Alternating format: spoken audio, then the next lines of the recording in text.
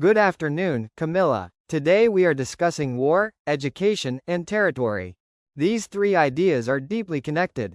What comes to your mind when you hear the word war? For me, war is not only about armies and weapons. War means losing one's peace, security, and sometimes even your territory. My family had to leave our land in Colombia because of the armed conflict. And that experience changed my life completely. I'm sorry to hear that.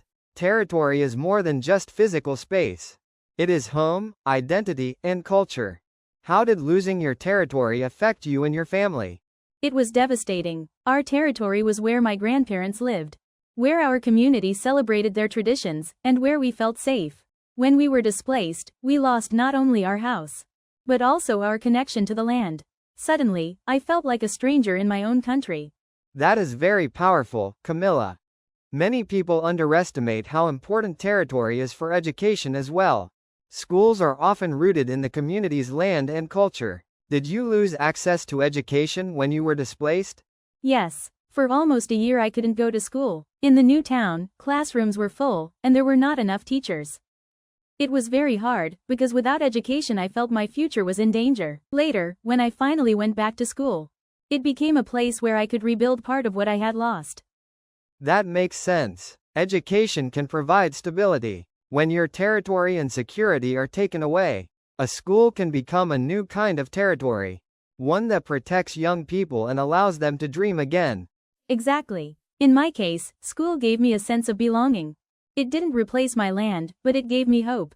I realized that education can help us defend our rights, and maybe one day return to our territories with dignity.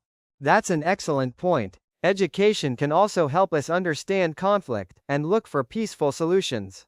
Through education, we learn that a territory should not be a reason for violence, but a shared space where people live respectfully. I think if more young people in Latin America had access to quality education, they would learn to value their territories without fighting for them with weapons.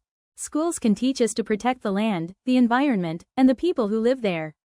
Beautifully said, Camilla. War takes away homes and territories, but education gives people the tools to rebuild them. That is why I always say that education is the strongest way to resist violence and to create peace in our territories. Yes, teacher. My dream is to get a degree and become a leader who helps displaced communities. I want to show people that even if war takes away our territory, education can give us the strength to recover it and to live in peace. I believe you will achieve that, Camilla. Your experience shows that even in the darkest times, education can guide us back to hope, identity, and our rightful territories.